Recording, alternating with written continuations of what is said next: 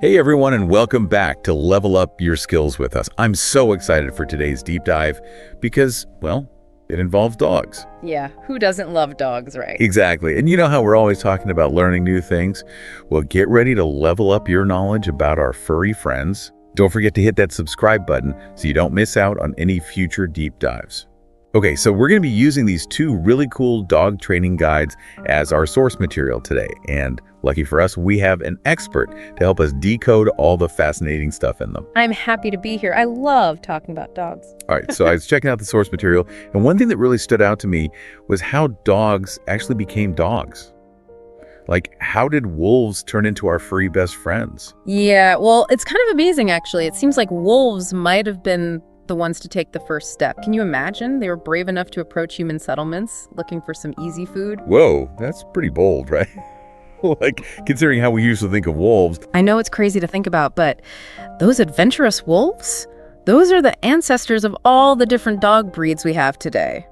Talk about taking a chance and winning. Yeah. But it makes you wonder, what made those early wolves think, hey, hanging out with these humans might not be so bad? That's where things get really interesting. You see the books talk about this thing called neoteny. Imagine a wolf that's always a puppy at heart, playful and curious even when they get older. Okay, I think I get it. So like Peter Pan, but for wolves never growing up. Exactly. And that's basically what happened with dogs. They held on to those baby-like traits, and humans thought that was pretty cute, and over time we bred dogs to keep those traits. So those puppy dog eyes weren't just for getting extra treats. It's like evolution was like, hey, this is how you make humans love you. Pretty much. And that whole breeding for tameness thing, it changed more than just their behavior. It actually changed how dogs look, too. Okay, that makes sense. It's like a whole makeover evolution style. But you know what else blew my mind in the books? What's that? How much dogs rely on their noses. It's like their sense of smell is on a whole other level compared to us humans, who are all about what we can see. Oh yeah, for sure. The part of a human's nose that picks up smells, it's like the size of a postage stamp. That small. Seriously. Yep. But in a dog, it can be as big as a whole sheet of paper. No way. So that's why they can sniff out a treat hidden in the couch cushions from across the room. It all makes sense now. It's like they have a superpower. It's like they're experiencing a completely different world than we are. I always wonder why they're sniffing everything. Well, they're basically seeing with their noses. It's their way of figuring out what's going on around them. That is wild. Speaking of seeing things differently, there's this part in one of the guides that talks about how dogs understand or don't understand human language. It basically says that yelling at a dog is like barking in their ear. They don't get it. Yeah, and running at them, that's even worse. It just freaks them out. Okay, so basically we've all been speaking the wrong language to our dogs. Kind of. It's why the guides really push for using positive reinforcement instead of trying to punish them for doing something wrong. Like that clicker training thing? I've seen people using those, but I've never really understood how it works. It's actually pretty simple. The clicker is like a marker for good behavior. So instead of just saying good dog, which can be a little confusing for them, the click tells them exactly when they did the right thing. So it's like saying, yes, that's what I wanted. But in dog language. Precisely. And because that click is so precise, they quickly figure out that click equals treat, and then they start doing the good behavior more and more. So it's like they're playing a game where they try to figure out how to make the click happen. That's way cooler than just yelling no over and over again. Right. It's more fun for everyone, and it's how they learn best, by connecting their actions to good things happening.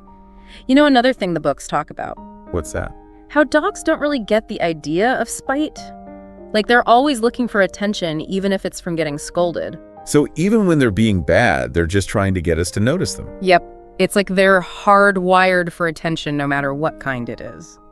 That reminds me of this part where they compare adult wolves to dogs. Wolves grow out of that always needing attention phase, but dogs, it's like they're forever puppies. They never lose that playful, attention-seeking side, which, let's be honest, is part of what makes them so lovable. So basically it's like having a friend who's always excited to see you no matter what. I can get behind that. Yeah.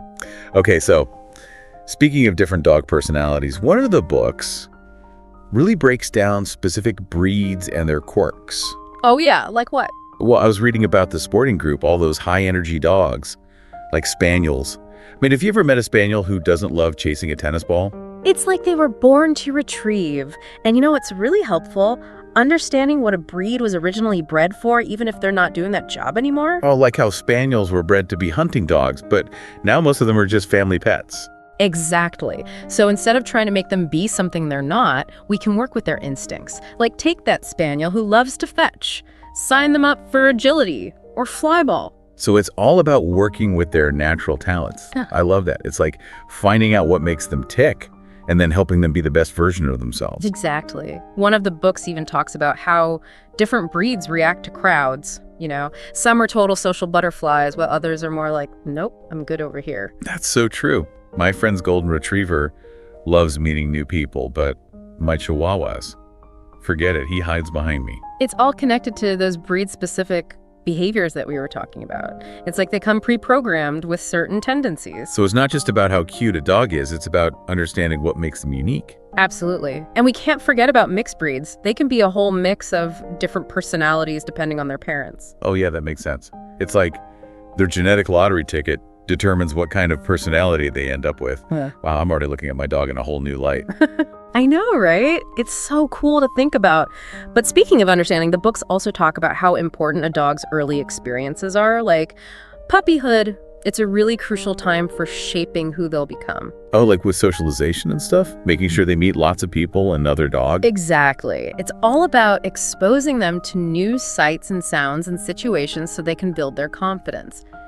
Think of it like giving them a toolbox full of skills to navigate the world. So the more they experience when they're little, the more prepared they'll be for whatever life throws at them.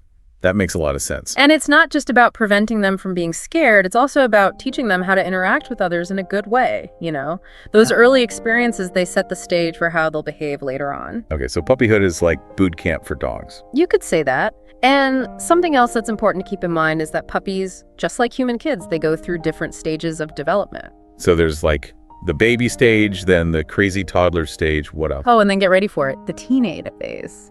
Uh-oh, what happens during the teenage phase? Think teenage angst, but with fur and teeth. It's when they really start pushing boundaries and trying to figure out who's in charge. Yeah, it can be a handful, but it's also super important for training. All that socialization they got as puppies, it really comes into play here. So you're saying even though they're like mini dog teenagers, all those good experiences help them through those tough spots? Absolutely. It's like they have a foundation to build on. And this leads us to all the cool training tools and techniques. One thing that really stood out in the books was their emphasis on positive reinforcement using things like clickers and target discs. Oh yeah, I was wondering about those. I've seen people using clickers with their dogs, but I never really got how it worked. It's pretty neat, actually. The clicker basically acts as a marker for good behavior. Instead of just saying, good dog, which can be a bit vague, the click tells them exactly when they did the right thing. So it's like a super specific way of saying, yes, that's it, in dog language. Exactly. And because it's so precise, they quickly learn that click means treat, and they start doing that behavior more and more. It's like they're figuring out a puzzle, and the click is the solution. That's way more interesting than just trying to correct them when they mess up. Well, yeah. It's like we're all on the same team working together. Right. It makes training a positive experience for both the dog and the owner. Okay, so shifting gears a bit, let's talk about housebreaking. The books really stress the importance of consistency and taking puppies out frequently, especially after naps and meals. I remember those days. It felt like a constant revolving door of taking my puppy outside. Consistency is key. Frequent potty breaks are super important, but it's also important to have a regular feeding and watering schedule. This helps their digestion and makes it easier to predict when they'll need to go. Actually, one of the books compares this to free feeding, where you leave food out all the time. Apparently, that makes housebreaking way harder. Makes sense. It's like they're constantly snacking. No wonder they can't hold it. Exactly. A regular schedule helps everyone stay on track. Oh, and there's this really cool tip about using scents to help visually impaired dogs, like creating safe zones and boundaries using scented oils or powders. Oh, wow. That's a great idea.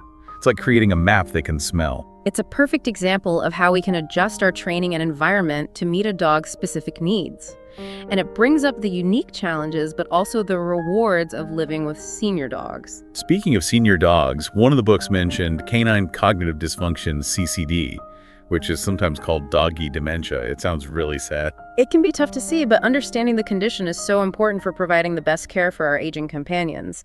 CCD is actually quite similar to Alzheimer's disease in humans. Wow, I had no idea it was an actual neurological condition. I just thought my older dog was slowing down a bit. It's more than just getting older.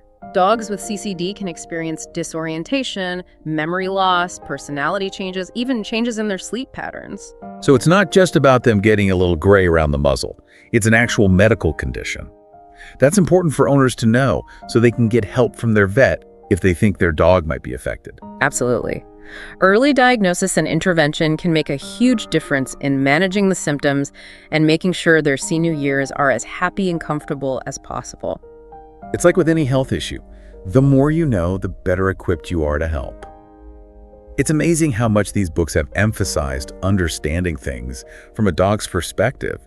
It's not about forcing them to fit into our human world, but appreciating how they experience the world differently. Couldn't agree more. It's all about communication, empathy, and meeting them halfway. I'm telling you, I'm already looking at my own dog in a whole new light.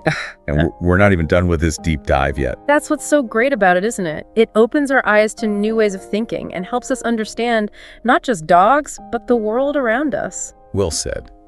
We've still got more to explore in these dog training guides. Okay, so we're back and ready to wrap up our deep dive into the world of dogs. I don't know about you, but I'm feeling like a dog whisperer in training. Me too. I feel like I've learned so much. Before we go, I'd love to leave everyone with a question to think about. What's something your dog does that makes more sense to you now after all this? Ooh, that's a good one. I know I'll be watching my pup extra closely now, trying to figure out what's going on in that free little head. Exactly. It's like a whole new level of understanding, and that's what learning is all about, right? Opening up to new perspectives and seeing things in a different way. Not just with dogs, but with everything around us. You said it. I hope everyone listening feels inspired to connect with their dogs in a deeper way, too. We've covered so much today, from their incredible sense of smell to the power of positive reinforcement and how to handle those teenage dog years. It's amazing how much you can learn from just a couple of books. It really is. And remember, this is just the beginning. There's a whole world of knowledge out there waiting to be discovered. Hopefully we've sparked your curiosity to keep learning and exploring. Absolutely. So if you're ready to level up your skills even more, be sure to subscribe to our channel for more deep dives into all sorts of fascinating topics. And hey, don't forget to share your thoughts and experiences in the comments below. We love hearing from you. Yeah, tell us what you've learned about your dog. What surprised you? Until next time, happy learning, everyone.